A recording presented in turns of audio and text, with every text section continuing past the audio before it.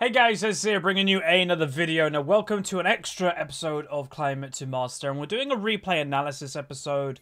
And straight away I'm going to actually say why I'm doing this. So some people will like this, some people won't. But the reason I'm doing this episode is because this is a victory. Now the reason I'm spoiling that for you is because the whole point of doing this is basically showing you guys that comebacks can happen, and you shouldn't let the early game completely ruin the rest of the game for you, which was basically what was happening this game. So just to kind of give you some background, this game was played a few days ago. I was streaming. I do stream and play ranked now on my main account, just to kind of do the occasional off-game, you know, not recording and stuff like that. And it was looking really dire. And after the game, I asked my Twitch chat, hey, how many of you would have surrendered? How many of you would have thought this was a loss? How many would have given up? And a lot of them were like, yeah, probably would have given up. But throughout the whole game, I kept saying, I can win this. Like, I can do this. And even though there was a lot of negativity going on, and I will say this bot lane had to be one of the most toxic bot lanes I've played with recently. So much so that the Karma actually wanted the Rammus to get certain diseases.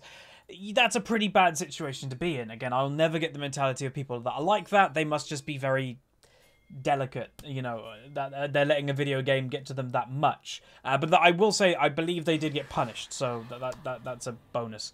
Anyway, today we are playing Vladimir versus Heimerdinger. So you can see he is bullying me in the early game. His auto attacks are annoying, but the reason for picking Vladimir over the Heimerdinger is that your Q outscales his turret range. So if you constantly use your Q to regen with taking down his turrets, they don't do that much. Furthermore, Heimerdinger as a laner, he's not that strong. He's definitely not a good champion. Even the Challenger one-tricks will tell you he's not a good champion to climb with. He's just fun for some people, and that's why they play them. But would I recommend him to climb? Hell no. Will we see him in off-meta to Diamond? Honestly, probably, yeah. You probably will see him in off-meta to Diamond, because I've played Heimerdinger throughout the years. But I will most likely play him mid, not top. Anyway, there's the Anivia reconnecting, which I'm going to be honest, I didn't even know she wasn't in the game. So that's something that I've learned. But there was another like side story going on. So you had the crazy toxic bot lane on my team, but then you also had this Taric. So this Taric, for whatever reason, had his panties in a twist that this person did pick Heimerdinger. There's nothing you can do when your team lock in a champion. You've just got to get on with it. And in all chat, this Taric was just moaning about how this game was a loss. So straight away in my head, I knew if my bot lane can do well and make that Taric die a few times, this game is probably a victory straight away because he's already tilted himself from someone else's pick. Again, in League of Legends, the only thing that you can do is focus on like doing the best you can as an individual. And yes, you can point out what people do as mistakes. You can say, damn, they lost me that game. Everybody's in the same boat, but actually climbing, it's up to you. You know, that's how you get Diamond. That's how you get whatever rating you want to get to, is by taking it upon yourself to do so. Blaming others and stuff like that isn't going to get you anywhere. And here comes the first gank. So Rammus coming in does blow, or Heimerdinger does blow his flash a little bit early. I'm just going to W to kind of get the slow. Right now I'm thinking, I don't want to blow the flash, but she's getting a little bit too far away from my liking, so I am about to blow the flash, and I do pick up the kill. So those are two flashes for one Heimerdinger flash. Not terrible. You know, could have Heimerdinger done anything about that situation? Honestly, no. I don't think he shouldn't have even burned flash. I think that was just a free gank that he didn't ward for. Again, around the 3-minute mark, everybody, when you're top lane, always ward. 3 minutes is roughly the time of when a jungler is completing their kind of, you know, path, and will be probably looking for a gank. And top lane is a very, very priority gank at that 3-minute mark. But anyway, I don't know if you saw on the minimap, but Rammus just pinged that he'll be coming back to top lane. Now, this is, again, one of the big weaknesses of champions like Heimerdinger, or stuff that has very little mobility or survival, is that they just get punished. So Rammus is coming in yet again. I am getting killed by minions and stuff, but I'm going to W underneath him, and boom, pick up another free kill. And this is all because of a couple things. One, good play by Rammus, that he's actually identifying a lane that he can punish. Two, it's the pick itself. It's the Heimerdinger pick. If you want to pick something like Heimerdinger, you have to adjust your play. If you don't adjust your play, that's going to happen. And what do I mean adjusting your play? Okay, you've been ganked once. You don't have flash. You're against a Rammus. Rammus is going to easily get to you, and you don't have flash, obviously. So what am I going to do? I'm going to play more passive. I'm going to let the Vladimir push against me. I'm going to stay under tower for a while and just kind of wait it out a little bit to kind of get rid of the heat of top lane. Sometimes the best way to think about it is you've got, say you're in top lane and you're this Heimerdinger. Right now he's got like a 3 or 4 star rating, like in GTA, the police rating. You got the Tarek just spamming like a crazy man. I don't know if I can actually stop that. I don't think I can stop that, unfortunately, in this game mode. But yeah, you think of it as like when you've just been ganked, you have a police star rating from Grand Theft Auto. And what do you have to do in GTA? You've got to kind of wait it out until that star rating goes away. Kind of think of it as the same thing. That unless you if you're just staying in the middle of the lane, that star rating is staying and you're going to get ganked again. If you've never played GTA, by the way, I apologize, but that in my head was the best way to explain it. But if so, you know, just wait it out and you'll be completely fine.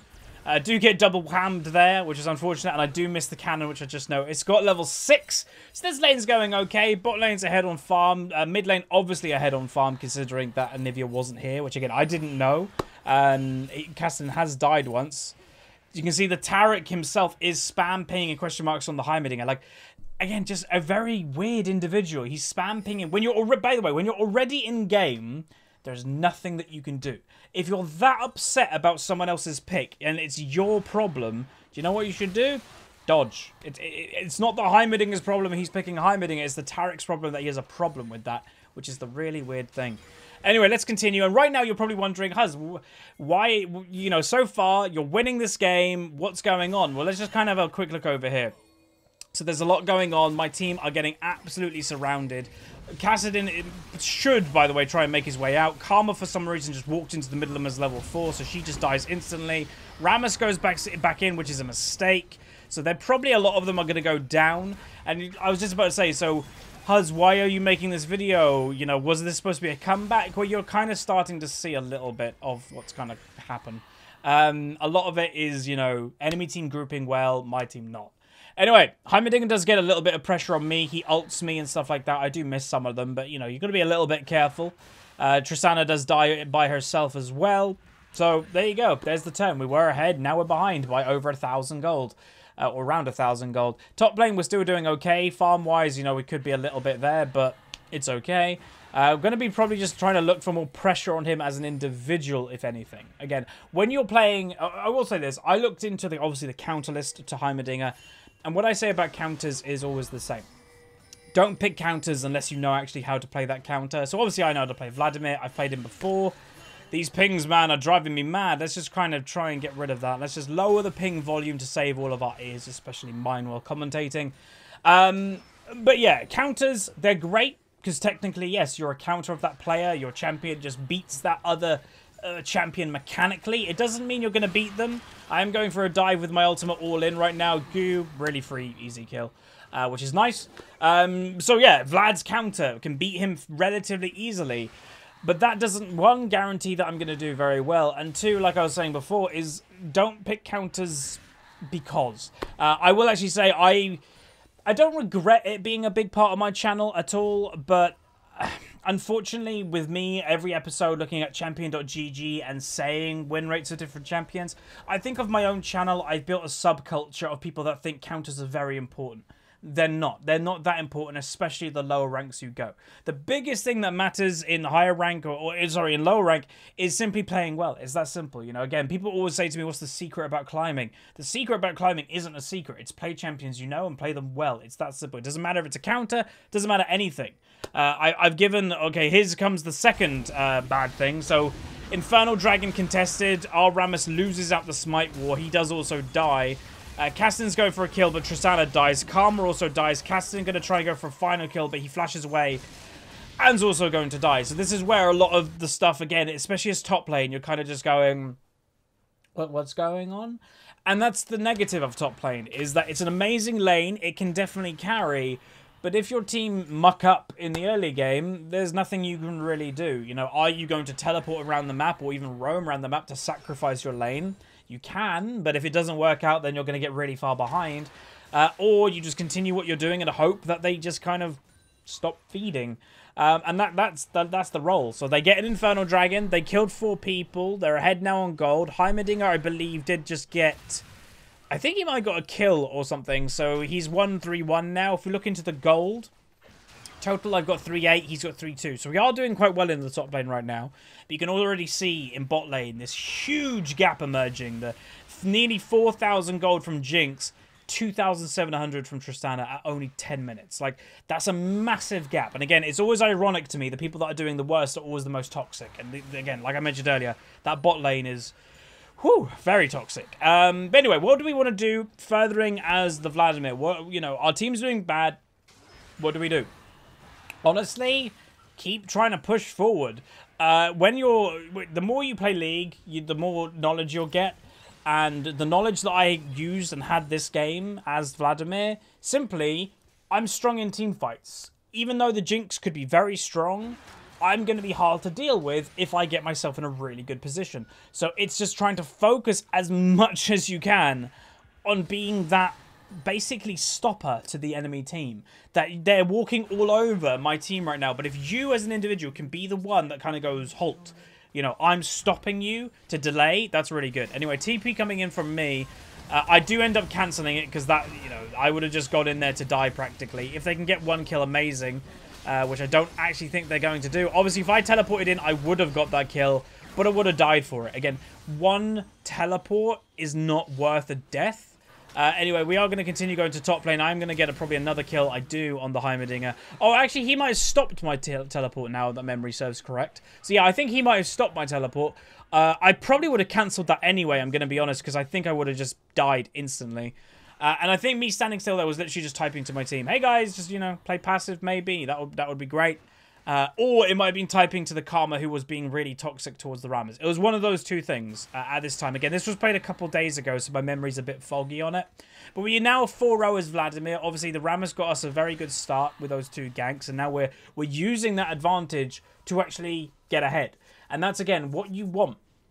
If ever, there's 2 situations here. If you're a jungler and you put time into a lane in the early game and they don't do anything, you've ganked the wrong lane. Whether it be the champion or the player, you've ganked the wrong lane. When you're giving an advantage to somebody in the early game, they have to use that advantage. If they don't use that advantage, it's a complete waste. Second thing is, if you're the one receiving ganks ever in League of Legends, and you're just like, okay, so this jungler is camping for me, and you're still, you know, evenish on farm, you're not killing them, you're not getting tower pressure, tell the jungler to go somewhere else because the pressure is being wasted. So right now, our farm could obviously be better, but we're 4-0. We've killed the HuzzyGames twice in solo after Rammus has ganked, and tower pressure is, you know, a little bit. So obviously I'm a Vladimir, I'm not crazy good at pushing, but that's good. That's showing that we are using that advantage that Rammus gave us. So that's the point. All right, so control ward, they are looking to just apply pressure now in the top lane. This fight, okay, so I just want to point out, I was spam pinging from memory, and forget these timers again. I don't know, yeah, you can see them. It's bugged in Spectator. It's on a 36-second cooldown. It's just going to continue counting down while we're paused. It's on a roughly a 36-second cooldown, and while running to lane, I kept continuously, like, pushing my ultimate to let people know when it was on cooldown, yet Rammus still looked for a fight. It's like, ugh. So, you know, he just dies basically instantly, and I'm just kind of thinking, okay, I've said play passive. My ultimate's up in 30 seconds. You know, this is what we need to do. So, unfortunately, what's kind of happening, you see Rammus is selling all his items and then buying all tiers. He doesn't lose any gold for what he's doing. He's basically just kind of like, what I imagine him in real life is pulling out his hair. He's getting flamed like crazy by the bot lane. Again, if you're ever being flamed, just simply mute. You don't need to hear it. But he's on the brink right now of trolling, basically, because of how much he's being flamed. Alright, so, the enemy team, I'm trying to hold them off as much as I can. The more I hold off 3 people, I'm keeping 3 people in top lane, the more my team can do stuff around the map. So, here we go. This is going to be a dive. I throw my ultimate out, and I just get stunned and instantly get killed. So, unfortunately, I couldn't stop people as much as I wanted to. But what's happening around the map as well is stuff is happening. They are going for a Nivea. They get 1 killer on a Nivea. So even though I do die, my team do get something around the map. So that is a good thing. Now, Karma does throw away a stupid kill like that. Again, Rages always do bad, and that turned into a bad situation. From what turned into what was an okay situation, a 1-for-1, turned into a bad situation that was a 1-for-2. For no reason, she literally walked back into Heimerdinger.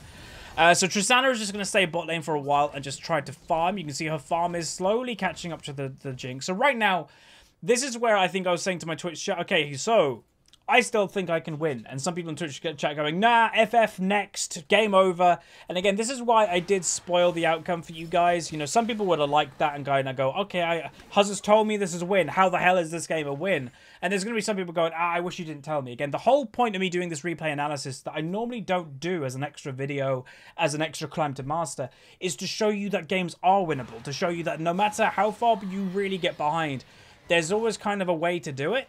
And you just got to play it the right way. So again, trying to hold on that I'm a Vladimir in teamfight. Trying to hold on that they've got a Heimerdinger that's not going to be very strong. Trying to hold on that their Anivia doesn't seem to be that good. And also trying to hold on that their Taric was raging in all chat earlier. And funny enough, when the enemy team started to win, guess what happened? Taric stopped typing in all chat. I wonder why. Maybe because he got happy because they were winning. Trying to go for a little play on the Anivia there, get it to half health. Unfortunately, nothing more than that. Do get stunned out by the Anivia. I'm going to probably go down, so that's just a crazy, crazy damage coming out from Jinx that I wasn't expecting. You know, one, I wasn't probably expecting Jinx to be mid lane. Two, the damage output was immense. But anyway, enemy Rift Herald is coming mid lane. Again, this game is looking very dire. We're nearly 10,000 gold down. We're 8,000 gold down at only 15, 16 minutes into the game. So I'm up in 15 or 13 odd seconds. So what I'm basically telling my team, I believe in all chat right now, or in chat right now, is let's try and do something. Maybe we can look into it. Just wait until I'm up. If my team went in right now, which they do, unfortunately, get caught out, we're just going to get killed instantly.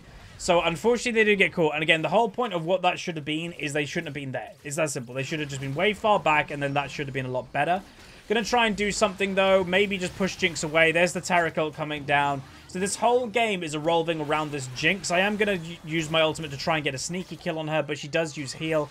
Extremely low health, below 15 odd. And they do get an inhibitor. So again, game looking even worse. Gonna try and go for the Heimerdinger. Nearly kill him. Unfortunately, not enough though. Cassidy is gonna finish off the kill, which is great. So that's nice. But yeah, what I was about to say is, when I always, in my commentaries, sometimes say, get that knight. I knew Anivia was there, by the way. That's why I kind of predicted that pull. But then I don't want to walk into that because I don't want to give her a free kill. If my team get the kill, great. Infernal is also... Oh, no. Mountain Dragon is up right now. It's why I say sometimes in my commentaries, I didn't want that kill. You know, you have to spread the gold around. So right now, when you look at the enemy team, you got a 5-0 Sejuani, but is she a carry? Nope. You've got a 7-0 Jinx comparing to a 2-5 and a 0-3 of the carries.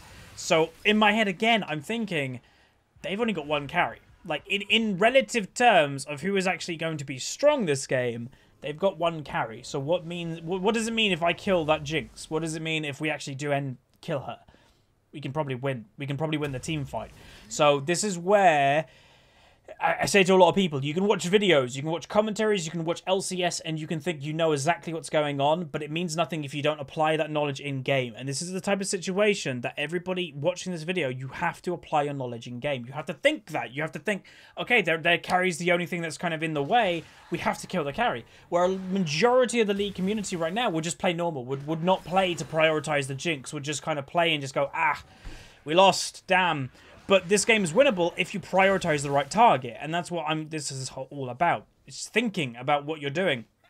So Heimerdinger randomly is here by himself. I have no idea why. He does blow flash, but then boom, straight into a Tristana and a Rammus. So another free kill for us, 2-6 Heimerdinger. Mountain Dragon is up, so I think we might lose that. They're probably doing it right now. I am pinging it like, hey team, let's go. And you can notice that I'm kind of the only one moving to that direction. And they do kill it even though, you know, before I get there. So that's just unfortunate. Super Minions pushing into the mid lane. Karma all by herself. Again, I have no idea what she was doing this game. Probably spent more time typing. And she hopefully doesn't die. I actually can't remember if she dies right now. I don't think she does. Good taunt. And she will end up surviving, so that's great. Rammus, though, is he dead? Yep, he flashes straight into the Sejuani ult, and now instead of Karma dying, our Rammus dies. So that's our engage gone. Tristana gets stunned by the Taric. So as again, this game looking very dire. I'm trying to just get the Jinx away. So even though I don't think I can kill Jinx in the 1v1, if I can push her away and also get her flash, that gives us time, at least, that she's not blowing up these nexuses, that she's not shooting the nexuses. It's a little bit of time, but it's time nonetheless. It's not a good situation to be in, but it's the situation we're in. So right now, again, people are probably watching the video. Huzzy trolling us? You're just showing us a loss right now. The game literally is about to end. They're going to kill Nexus Towers. Keep watching. So, they are going to potentially overstay. So right now, Boom should be looking for maybe a little bit more on that. Maybe trying to get a taunt at least on even the Taric. Jinx is obviously going to be playing very all-in because of how fed she is. I'm up in 2 seconds, 1 second. So right now, I'm telling my team, we need to do something. Like, right now would be a great time to go in if we can look for anything. We just need to kill that Jinx. So let's see what we're going to do. The enemy team is going to go the bot lane, which is interesting. So they want to just try to maximize how much gold they're getting right now. Now, I just want to point out something again. Whenever you're in League of Legends, you have something called gold on you, right? So if we look into the purses of the enemy team, so you can see my team is all relatively poor in their purses. Over 1,000 gold, 1,500 gold, 900 gold for a support. That's nearly 1,000 gold there. That's not small change just to be carrying around at only 20 minutes in the game. You know, that's a BF sword. That's more damage for Anivia, whatever she's going. That's potentially nearly finishing a void stuff. Like, that's a lot of gold just to be holding. And my team isn't holding gold. You know, we're right near base, so if we bought items, we've probably just done it. Now, Tristana is top lane, still trying to get that farm. She's going to come back relatively soon. And I'm just trying to push the mid lane as much as I can because obviously they're super minions. And I'm probably the best one to deal with these right now because I do heal from them. At least. So again, the game looking really bad. Stun coming out, and I'm just trying to say, like, you know, just try to not let them break the base. If they break the base, we're in trouble. If they get 2 inhibitors, we're in trouble. So I've now moved my way over. Our Tristana has okay clear. Like, again, you have to remember Tristana's range to scale with her level. So if she manages to, like, get a higher level, then she'll outrange the Jinx and she can, like, out-farm, out-push, which is good.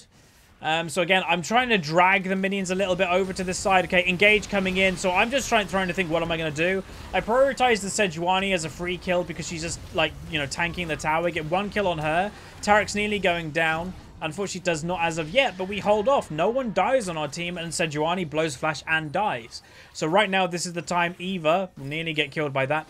Just push out the mid lane again. Get your health back. Inhibitor has respawned in mid lane, so the enemy team has to make a choice. Are they going to continue, or are they going to go, you know, back, use the gold that they have? Are they going to go mid lane to try and get the inhib? And I think they do opt for just going back in because Karma gets caught out once again. Jinx looking pretty, you know, aggressive. Good engaged by the Kassadin. Does get 1 kill. Going to be returning onto the Heimerdinger. Get 2 kills. So that's a nice turn right there. That's the enemy team overextending for what they, you know, for no reason. You know, what were they going to gain? They gained 1 kill on a Karma. And yes, that's annoying that the Karma gets caught again. But at least they don't get anything more than that. Anivia is, like, down here. Taric does also show up once again. Kassadin probably will go down. He does. I've now showed up. Get 1 kill with the Tristana. Try to slow the Taric as much as I can with my W pool. Double stun coming in by him, but he's not going to survive. Rammus comes in. Nice taunt, and boom. Nice shutdown. So Taric must have run a long way to get back to that fight. And again, for no real reason. You're not gaining anything for doing that. You're not gaining anything for, like, staying as 2 or 3 people. You're not going to get this tower. You're not going to get that inhibitor, so you may as well go back and buy. Otherwise, you're just risking it for the sake of risking it. Like, yeah, it could end up well, but why not go back, buy your items that you're going to be miles ahead, and then look for another grouping situation. So Jinx has probably copped on that she's, like, the main carry of the enemy team. So she's actually bought herself a QSS. Even though Rammus hasn't even got to her very much this game, she's bought it preemptively because she's, again, probably thinking, my Anivia's doing bad, my Heimerdinger's doing bad, I'm our only real damage output. If they get to me, they kill me, this game's over. Or this game is looking a little bit tricky. Anyway, Sejuani by herself, and I'm thinking, why is she by herself? Gonna try and go for a kill on her, see what we can do. Try to do it as much as we can. She obviously is very tanky, being actually quite fed. Nice taunt, oh, nice Q at least by the Rammus. Nice taunt, get 1 kill. Enemy team flanking us. Karma gets 1 shot. I'm noticing the enemy team in the backline, so I'm trying to do as much as I can. Do get, unfortunately, exhausted by the Taric, but this fight is continuing. Boom, trying to get that kill with the Tristana. Very low health, does get the kill, which is great. Trying to get the Heimerdinger. I do have my proc, I do get it, but they are probably going to get away unless we can finish them off really fast. And we do actually get the flash, which is a bonus. So that is one team fight. And how's that one team fight? Well, Jinx didn't do anything. Their carry, their main source of damage, was nowhere to be seen. She may have done a few auto attacks in the whole team fight. Jinx also now is getting caught out once again. I'm going to W under the mines, or at least Cassidy takes the middle mine for me. Do get another kill, and that team fight was just completely turned. So that's another kill by us on Jinx. And again, that team fight was lost because we focused these people, which we killed them. And then by the time Jinx actually made it to the team fight, it was over. She didn't have an impact. Now we are going for a pretty crazy Baron play, which I don't know if it's that crazy. The enemy team are mostly dead. Jinx is dead, who's the main damage threat of the enemy team. And Cassidy is looking pretty strong. Boom, dead Heimerdinger. Again, he's just not going to be very strong right now. I wouldn't recommend Heimerdinger for climbing. But we're going to continue. Somehow the Sejuani, by the way, got knocked out of the pit. I actually don't know how that happened, but she queued in, and maybe there wasn't enough room for the player, like for the actual model of Sejuani, because she just got booted out. I have no idea what happened. Unless she got Tristana ulted. Ah, she got Tristana ulted. That makes sense. Alright, okay, we've solved the case. I'm Sherlock Huzz here. Anyway, things are looking a little bit better. So notice the gold is a little bit closer. Notice the kills are a little bit closer. Obviously, they do have an Infernal and a Mountain Dragon. Got to be careful of the Sejuani there. Another Dragon is obviously up, but not a crazy priority one. But a lot better. You know, we're not nearly 10,000 gold behind now. We're 3. That's a lot better. And like I mentioned, that whole priority thing of the Jinx hasn't gone away. Like 1 and 5, 3 and 8 with both no damage practically. 9 and 2 with a lot of damage. My priority hasn't shifted. Jinx is by herself in mid lane, and Cassidy is thinking the exact same thing as me. Now, I flashed directly on top of the Jinx. Why? Kill her before the Taric ult has an impact. If you don't kill her before, she's just going to, like, be alright. Cassidy survives on a tiny bit of health, and that's a nice pick on the enemy bot lane for them being alone. Again, this game, right now, if I was the enemy team and I had this very fed Jinx, the biggest thing that you have to identify is she's going to be either the reason you lose or win the game.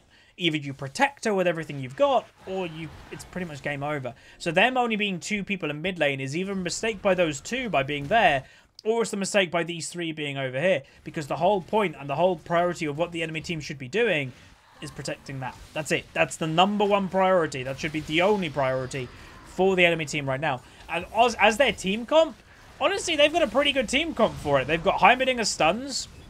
They've got a Nivea wall, a Nivea stun, a Nivea ultimate to keep people away. They've got Sejuani that can see everything. So, like, for what? For an actual team comp, it's actually a pretty good team comp to protect. But you've just got to be together. And in team fights, you've actually got to be playing team fights to protect people, not playing, like, say, the Heimerdinger. The Heimerdinger shouldn't play to kill people in team fights. Like, he's not going to. He should be playing to protect. Which I know as a Heimerdinger is a little bit weird. Now, I do make a mistake here. I thought the whole enemy team went bot lane, and I thought I was alone with Sejuani. So I randomly do die myself, and obviously that is a mistake. But yeah, and then for some reason, Karma is on the right side. And she flashes probably for no reason. I don't know why she's on the right side, but I guess this is time delaying. Like, I don't know. Like, if she survives, great, but she is literally walking into a Jinx. Like, right now, boom, and dunk, and dunk. So, yeah, I don't know. She is 0-8, so obviously just not having a good game. But again, we've got a Tristana, who I mentioned earlier is very good at delaying. You know, she's got a static shiv, which is really good for, you know, wave clearing and stuff, so that's good.